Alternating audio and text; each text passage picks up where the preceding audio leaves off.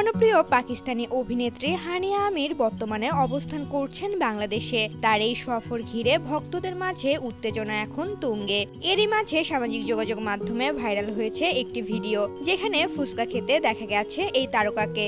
হানিয়া আমির ঢাকার বিখ্যাত food blogger ও social media influencer Iftekhar Rafsan, যিনি রাফসান দার ছোট ভাই নামেই বেশি পরিচিত, তার সঙ্গে ফুচকা উপভোগ করছেন। ভিডিওটি ধারণ করা হয়েছে পুরান ঢাকার ঐতিহ্যবাহী আহসান মঞ্জিল এলাকায়। সেখানে দেখা যায় ফুচকার স্টলে রাফসানের সঙ্গে গল্পে মেতেছেন এই সুন্দরী অভিনেত্রী। ভিডিওর একটি অংশে বেশ মজাদার দৃশ্য দেখা যায়। ফুচকার ঝাল লেগে হানিয়া আমিরকে কিছুটা হাঁপাতে দেখা যায়। তার এমন প্রতিক্রিয়া দেখে রাফসান তাকে একটি পানির বোতল এগিয়ে দেন এবং বাংলায় জানতে চান, অনেক ঝাল লেগেছে, স্পাইসি।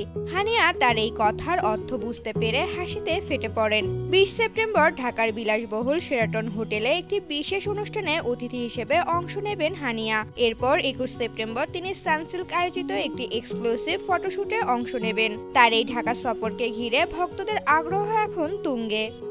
ঋতুপর্ণা, জনকণ্ঠ।